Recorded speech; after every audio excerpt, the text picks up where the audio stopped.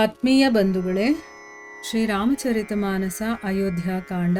ಇದರಿಂದ ಇವತ್ತು ನಾವು ಚೌಪಾಯಿಗಳು ಮತ್ತು ದೋಹೆಯನ್ನು ತಿಳ್ಕೊಳ್ಳೋಣ. ಪ್ರಾತ ಕ್ರಿಯಾಕರಿ ಮಾತು ಪದ ಬಂದಿ ಗುರಹಿ ಸಿರುನಾಯಿ ಆಗೆ ಕಿಯೆ ನಿಷಾದ ಗನ್ ದೀನ್ ಹೆವು ಕಟಕು ಚಲಾಯಿ ಕಿಯವು ನಿಷಾದ ನಾಥು ಅಗು ಆಯಿ ಮಾತು ಪಾಲಕಿ ಸಕಲ ಚಲಾಯಿ ಸಾಥ बोलाई भाई लघु दीन्हा बिप्रन्ह सहित गवनु गुरु कीन्हा आप सुर सरिहि कीन्ह प्रणामु सुमिरे लखन सहित सिय रामु गवने भरत पया देहि पाये कोतल संग जाहि डोरी आये कहहि सुसेवक बारहि बारा होइय नाथ अस्व अस असवारा राम पया देहि पाय सिधाये हम कह रथ गज बाजी बनाये सिर भर जाऊं उचित अस मोरा सब ते सेवक धर्म कठोरा देखी भरत गति सुनी मृदु बानी सब ಸೇವಕ ಗನ ಗರಹಿ ಗಲಾನಿ. ಇವು ಚೌಪಾಯಿಗಳು ಮತ್ತು ದೋಹೆ. ಈಗ ಇದರ ಅರ್ಥವನ್ನು ತಿಳ್ಕೊಳ್ಳೋದಕ್ಕೆ ನಾವು ಪ್ರಯತ್ನ ಮಾಡೋಣ. ಇಲ್ಲಿ ತುಳಸಿದಾಸರು ಹೇಳ್ತಾರೆ, ಪ್ರಾತಃ ವಿಧಿಗಳನ್ನೆಲ್ಲ ಮುಗಿಸ್ಕೊಂಡು ಭರತ ಮಾತೆಯರ ಚರಣಗಳಿಗೆ ವಂದನೆ ಮಾಡಿ ಗುರುಪಾದಗಳಿಗೆ ಹಣೆ ಚಾಚಿ ದಾರಿ ತೋರಿಸೋದಕ್ಕೆ ವಿಷಾದರ ತಂಡವನ್ನು ಮುಂದಿಟ್ಕೊಂಡು ಪರಿವಾರದ ಸಮೇತವಾಗಿ ಅವನು ಮುಂದುವರಿತಾನೆ. ಈಗ ರಾಮನನ್ನು ನೋಡೋದಕ್ಕೆ ಎಲ್ಲರೂ ಹೊರಟಿದಾರಲ್ಲ, ಅವನು ಆ ನಿಷಾದ ರಾಜ ಮತ್ತು ಅವನ ಕಡೆಯವರು ಯಾರಿದ್ದಾರೋ ಅವರನ್ನು ಮುಂದೆ ಇಟ್ಕೊಂಡು ಇವರೆಲ್ಲರೂ ಕೂಡ ಹಿಂದೆ ಪರಿವಾರದ ಜೊತೆ ನಡ್ಕೊಂಡು ಹೋಗ್ತಾ ಇದ್ದಾರೆ. ನಿಷಾದ ರಾಜ ಮುಂದಕ್ಕೆ ದಾರಿ ತೋರ್ತಾ ಇದ್ದ ಹಾಗೇನೆ ರಾಜಮಾತೆಯರ ಪಲ್ಲಕ್ಕಿಗಳು ಶತ್ರುಘ್ನನ ರಕ್ಷಣೆಯಲ್ಲಿ ಮುಂದಕ್ಕೆ ಸಾಗಕ್ಕೆ ತೊಡಗುತ್ತೆ. ಇವಾಗ ರಾಜಮಾತೆಯರ ಒಂದು ಜವಾಬ್ದಾರಿಯನ್ನು ಶತ್ರುಘ್ನನಿಗೆ ಕೊಟ್ಟಿದ್ದಾನೆ ಭರತ. ಸೊ ವಸಿಷ್ಠ ಮಹಾಮುನಿಗಳು ಬ್ರಾಹ್ಮಣರ ತಂಡದ ಜೊತೆ ಪ್ರಯಾಣವನ್ನು ಬೆಳೆಸ್ತಾರೆ. ನಂತರ ಏನು ಮಾಡ್ತಾನೆ ಭರತ, ಗಂಗೆಗೆ ನಮಿಸಿ ಲಕ್ಷ್ಮಣನ ಸಹಿತನಾಗಿ ಸೀತಾರಾಮರನ್ನು ಸ್ಮರಣೆ ಮಾಡಿಕೊಳ್ತಾ ಪಾದಚಾರಿಯಾಗಿಯೇ ಹೊರಡ್ತಾನೆ. ಅಂದರೆ ಏನು, ಅವನು ಯಾವುದೇ ಗಾಡಿನಲ್ಲಿ ಕೂತ್ಕೊಳ್ತಾ ಇಲ್ಲ, ಅವನು ನಡ್ಕೊಂಡೇ ಹೋಗ್ತಾ ಇದ್ದಾನೆ.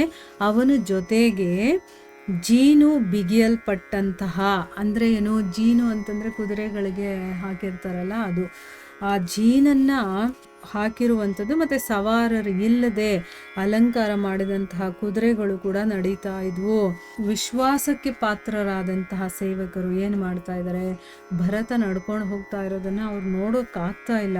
ಅವರು ಭರತನ ಹತ್ರ ಬಂದು ಮಾತಿಗೂ ಕೂಡ, ಪ್ರಭುಗಳೇ ನೀವು ಕುದುರೆಯನ್ನು ಹತ್ಕೊಳ್ಳಿ, ನೀವು ಯಾಕೆ ನಡ್ಕೊಂಡು ಬರ್ತಾ ಇದ್ದೀರಾ ಅಂತ ಅವರು ಪ್ರಾರ್ಥನೆ ಮಾಡ್ಕೊಳ್ತಾ ಇದ್ರು. ಅದಕ್ಕೆ ಭರತ ಹೇಳ್ತಾನೆ, ಶ್ರೀರಾಮಚಂದ್ರ ಪಾದಚಾರಿಯಾಗೇ ಇಲ್ಲಿಂದ ಹೋಗಿದ್ದಾನೆ. ಈ ರಥ, ಆನೆ, ಕುದುರೆಗಳು ಇದೆಲ್ಲ ನಮಗೋಸ್ಕರನೇ ನಿರ್ಮಾಣವಾಗಿದೆಯೇನೋ, ಅಂದರೆ ಇದೆಲ್ಲ ನಮಗೋಸ್ಕರ ಸೃಷ್ಟಿಯಾಗಿದೆಯೇನೋ ಅನ್ನೋ ರೀತಿ ಕಾಣಿಸುತ್ತೆ. ಆದರೆ ನ್ಯಾಯವಾಗಿ ನೋಡಿದ್ರೆ ನಾನು ತಲೆ ಕೆಳಕಾಗಿ ನಡ್ಕೊಂಡು ಹೋಗಬೇಕು ಅಂತಂದರೆ ಅಂಥ ಒಂದು ದೊಡ್ಡ ತಪ್ಪನ್ನು ನಾನು ಮಾಡಿಬಿಟ್ಟಿದ್ದೀನಿ. ಅಂದರೆ ನನ್ನಿಂದ ರಾಮ ನಡೆಯೋ ಹಾಗಾಗಿದೆ.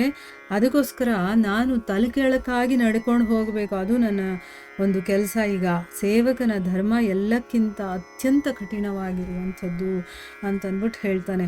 ಅಂದರೆ ಇವಾಗ ಅವನಿಗೆ ಎಷ್ಟು ಬೇಜಾರು, ಎಷ್ಟು ನೋವಾಗ್ತಾ ಇದೆ ಅಂತಂದರೆ, ಅವನು ತುಂಬ ಪ್ರೀತಿಸೋ ಅಂಥವನು, ತಂದೆಯ ಒಂದು ಸ್ಥಾನದಲ್ಲಿರುವಂಥವನು, ಮತ್ತು ಅವನೇ ರಾಜನ ಆಗಬೇಕು ಅಂತ ಕನಸು ಕಂಡಿರ್ತಾನೆ, ನನ್ನ ಅಣ್ಣನೇ ರಾಜನ ಆಗಬೇಕು ಅಂತ. ಅಂಥ ಅಣ್ಣನಿಗೆ ಕಾಡಿಗೆ ಕಳಿಸೋದಕ್ಕೆ ಕಾರಣಕರ್ತ ನಾನಾಗ್ಬಿಟ್ನಲ್ಲ ಅಂತ ಅವನ ಯೋಚನೆ, ಅವನ ಒಂದು ಹಿಂಸೆ ಇದೆಲ್ಲ ಆಗ್ತಾ ಇದೆ. ಅದಕ್ಕೆ ಅವನು ಹೇಗೆ ಮಾತಾಡ್ತಾ ಇದ್ದಾನೆ ಅಂದರೆ, ಇಲ್ಲಿ ಅವನು ಕಾಲ್ನಡಿಗೆಯಲ್ಲಿ ಬರ್ತಾ ಇದ್ದಾನಲ್ಲ ಅಂತಂದ್ಬಿಟ್ಟು ಕುದುರೆಗಳನ್ನು ಜೊತೆಲೇ ಕರ್ಕೊಂಬರ್ತಾ ಇದ್ದಾರೆ ಸೇವಕರು. ಅಟ್ಲೀಸ್ಟ್ ನಾವು ರಿಕ್ವೆಸ್ಟ್ ಮಾಡಿಕೊಂಡಾಗ ಯಾವಾಗಾದರೂ ಕುದುರೆ ಮೇಲೆ ಹತ್ತುತ್ತಾನೇನೋ ಅಂತ ಅಂದ್ಬಿಟ್ಟು ಆಗಾಗ ಬಂದು ನೀವು ಈ ರೀತಿ ನಡ್ಕೊಂಡು ಹೋಗಬೇಡಿ, ಕುದುರೆಯನ್ನು ಹತ್ತಿ ಅಂತ ಹೇಳಿದಾಗ ಆಗ ಅವನು ಹೇಳ್ತಾನೆ, ನೋಡಿ ಇದರಿಂದ ನಾವು ಕಲಿಯುವಂಥದ್ದು ಬೇಕಾದಷ್ಟಿದೆ.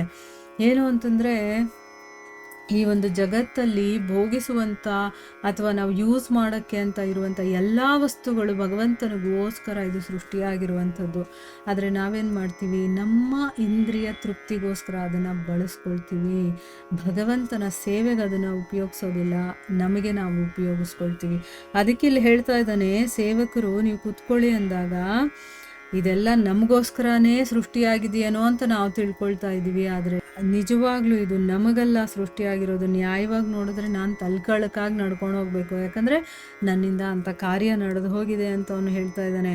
ಭರತನ ಸ್ಥಿತಿಯನ್ನು ನೋಡಿ, ಅವನ ಮಾತನ್ನು ಕೇಳಿ ಸೇವಕರೆಲ್ಲರೂ ಕೂಡ ಗ್ಲಾನಿಯಿಂದ ಕರಗಿ ಹೋಗ್ತಾ ಇದ್ರು. ಅಂದರೆ ಎಷ್ಟೋ ಅವರಿಗೆ ಗಿಲ್ಟ್ ಆಗುತ್ತೆ ಅಂತಂದರೆ, ಈ ರೀತಿಯೆಲ್ಲ ಆಗೋಗಿದೆಯಲ್ಲ, ಭರತನ ಒಂದು ಒದ್ದಾಟ, ಅವನು ಹಿಂಸೆ ಪಡ್ತಾ ಇರೋದು, ಇದೆಲ್ಲ ಅವರಿಗೆ ನೋಡೋಕ್ಕಾಗ್ತಾ ಇಲ್ಲ.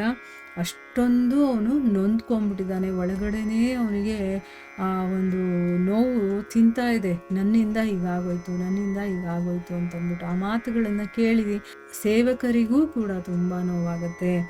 ಇಲ್ಲಿಗೆ ನಾವು ನಿಲ್ಲಿಸೋಣ. ಹರೇ ಕೃಷ್ಣ.